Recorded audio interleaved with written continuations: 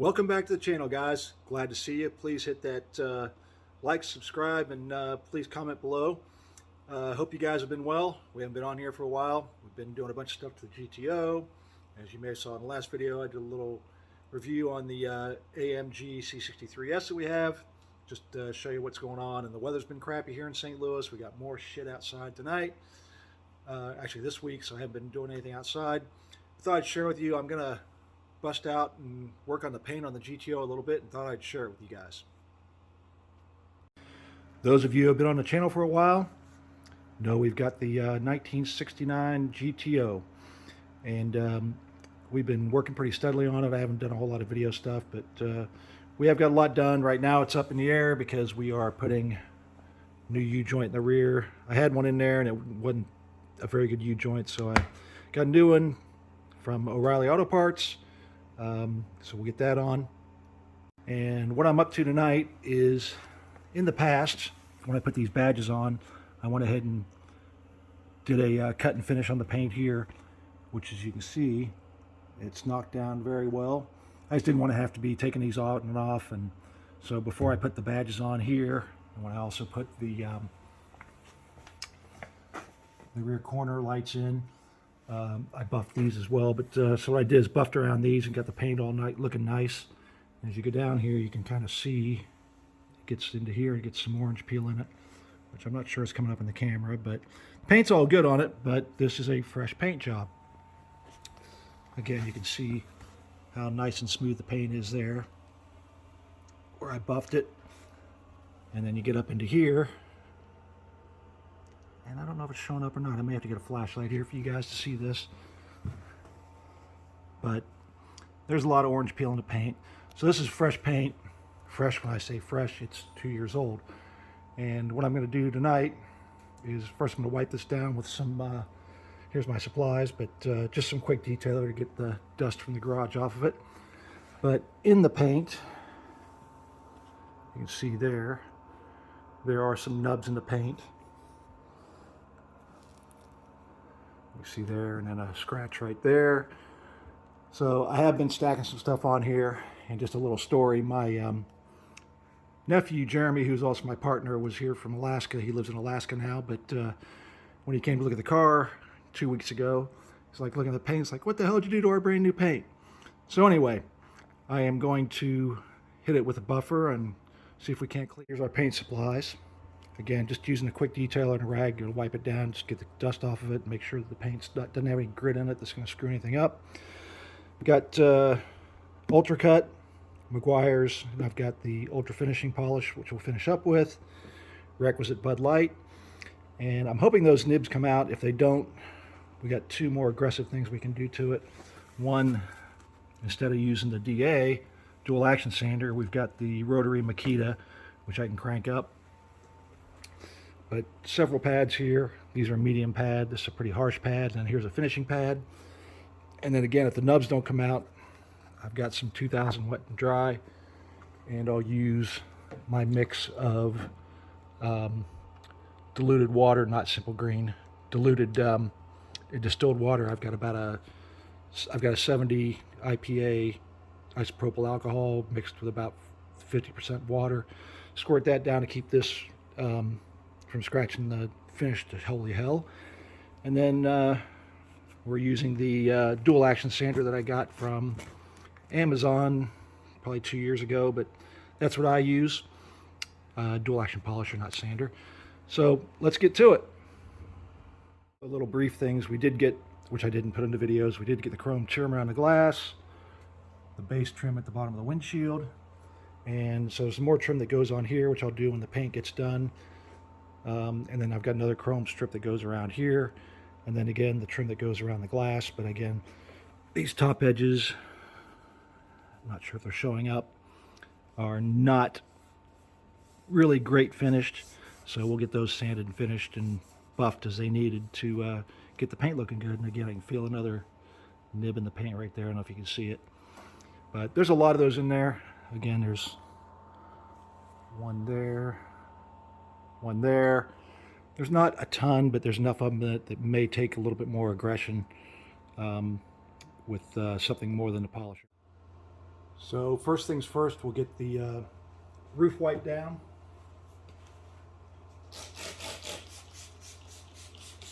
Yeah, it's just dusty. It's not even that dusty, but we'll just get it cleaned up a little bit here.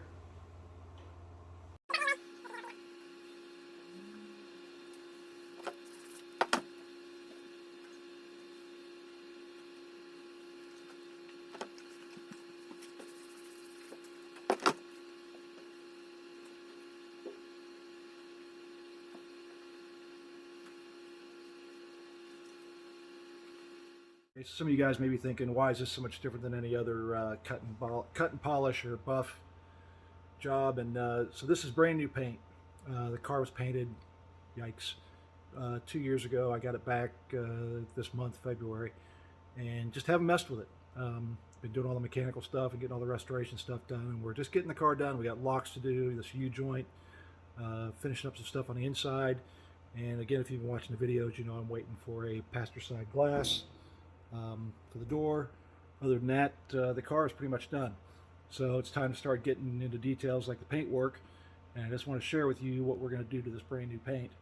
And be curious your comments below. I'm not a paint finish pro by any stretch of the imagination, but I do drink my Bud Light and I do watch University YouTube. So as I said, I have kind of practiced on the lower sections of this car. As again, you can see in these pictures, the lower paint came out fantastic. So this isn't a total test session. I wanted to get it somewhere low where it wasn't going to be a problem. And I'm jumping onto the roof because that is the worst part that is for me to look at every day again, because these nubs, and I've stacked some stuff on the car over the last 2 years when we've been working on it.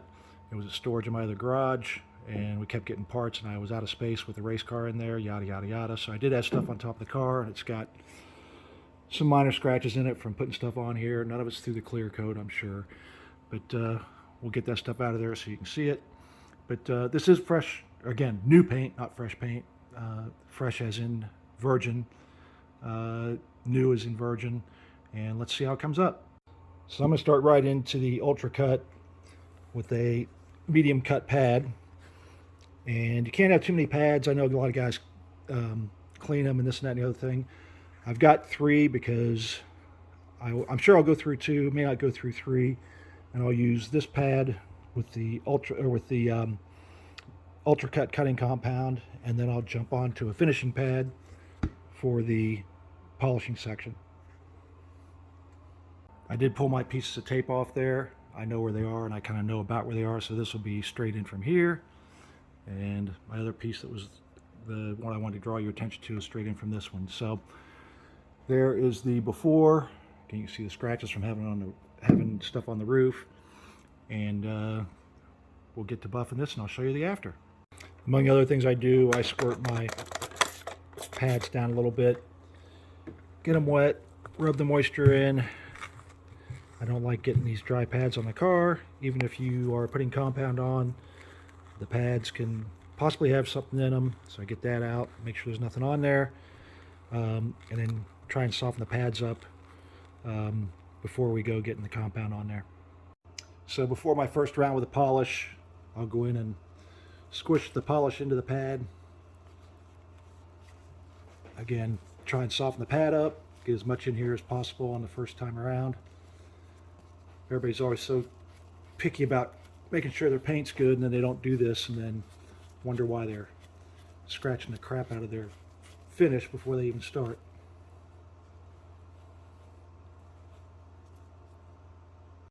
So I'll fast forward this as we're going, guys, but you don't need to see this in slow motion. We'll get it done and kind of keep you advised on the steps.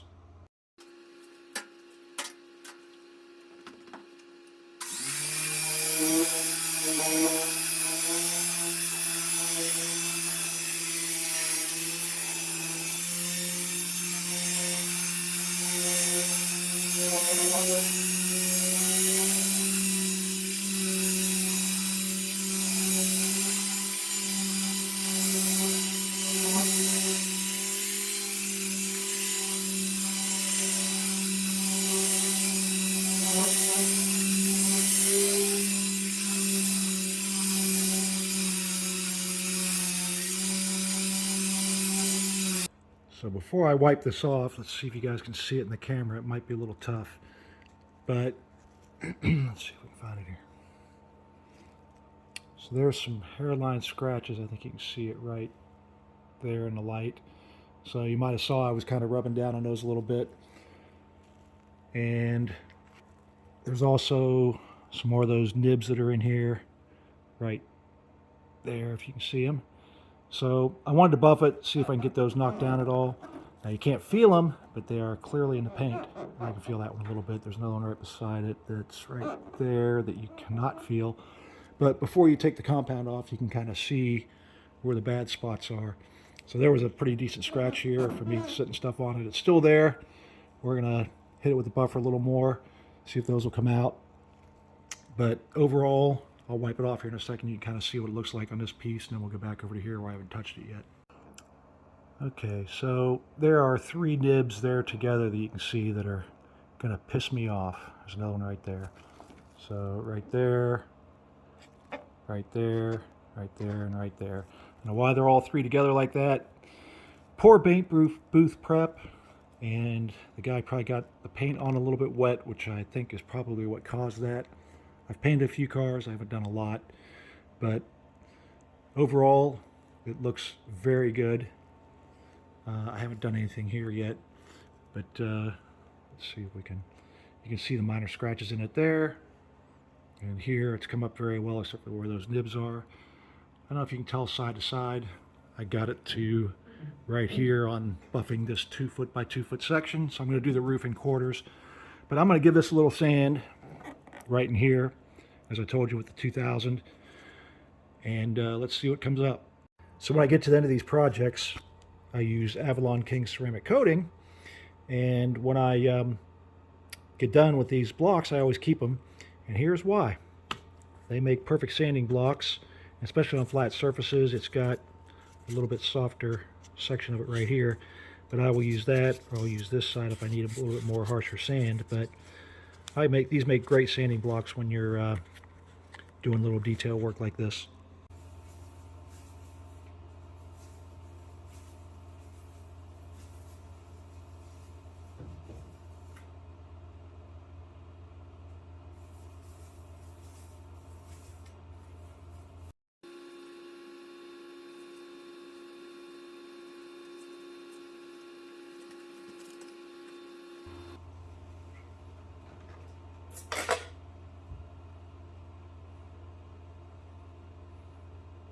So what did we accomplish? So there's one of the nibs. There is the worst one, and the other 2 are gone. So I'm going to hit this one a little bit more, and maybe that one a touch more, and then we'll hit it with the compound. Okay, so what did we accomplish? There is the second to worst one, but now I've got the highs knocked off of it. See the lows where it's not getting into it. However, I think most of that's going to come out with polishing it. So I am going to just go back and polish this, and I'm using the heavy cut Meguiar's first. So we'll come back and do this whole section again so it blends, and we'll see how it looks.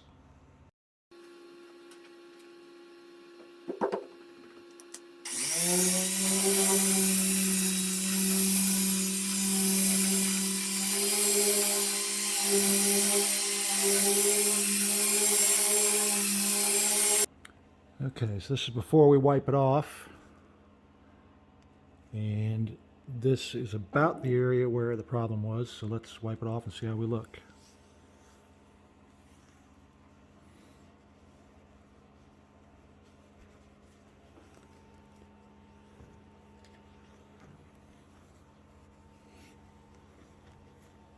Again, I went over this whole section just to try and keep it balanced looking.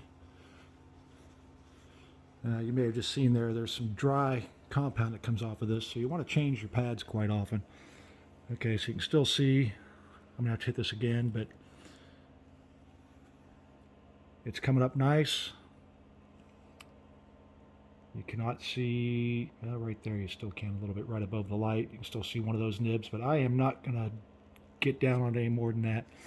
So we'll hit it with the hard compound one more time and then we'll come back and polish it. So now you can see we're kind of down to fine scratches and polishing marks, which we will get with the final cut. Now normally I would do the whole roof in the heavy cut compound first, but what I'm going to do is, so you can see what we've got happening here, I'm going to go ahead and finish this so we can see what the finished part looks like on here. Again, I'm doing this whole rear corner of the roof, so basically 2.5 feet by half the width, which is probably 2.5 feet. Because one of the things you can have happen, A, you can create hot spots in the paint, but B, create an uneven spot where you're doing the problem area, which is right here where my hand is, and all of a sudden you got a real flat spot in the paint. And this car is going to have some orange peel in it regardless, which is fine because that's what the 1969 paint quality was. And while I would say I don't want to over restore this car, it's going to have some orange peel. I'm not going to worry about it, but let's see what the polish does. I did change pads. I am going to rub this in like I did on the last one because I'm making a mess here. And let's see how this does.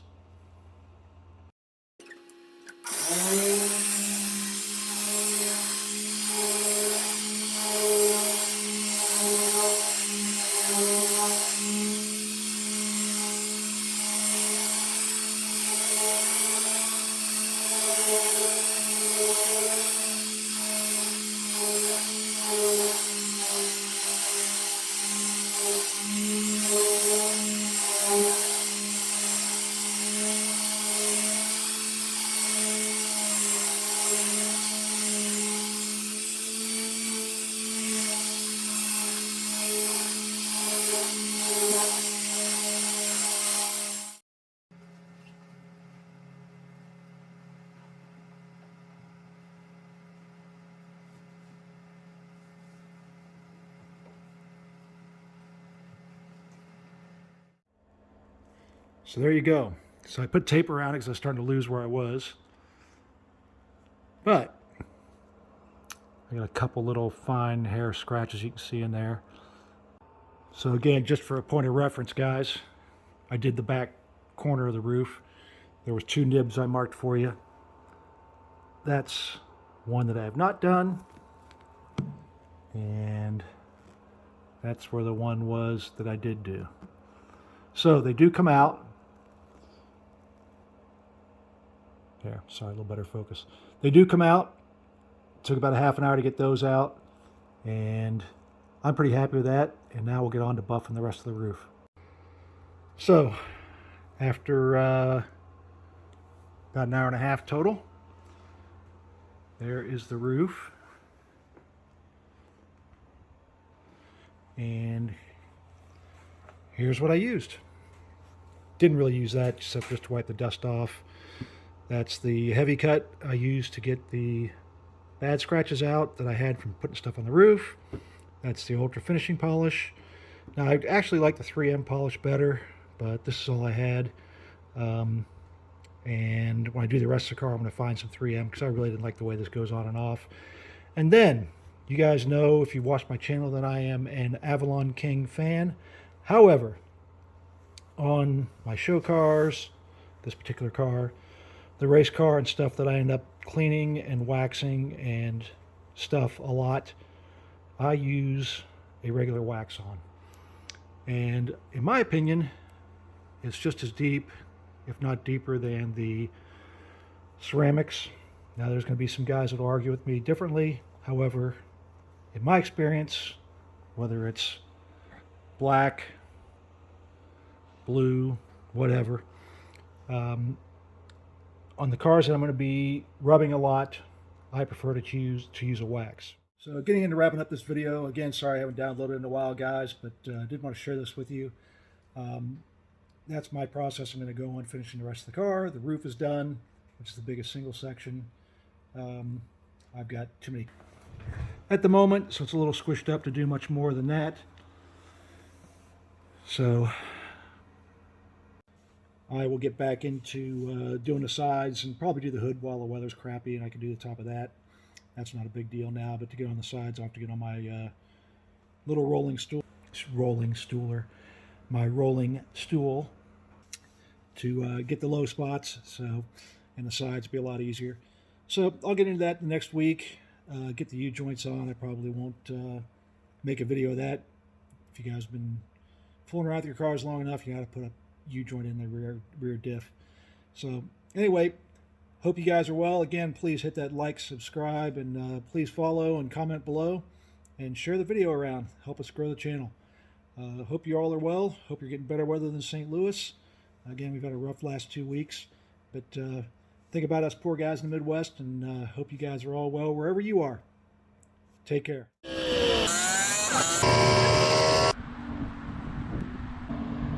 What?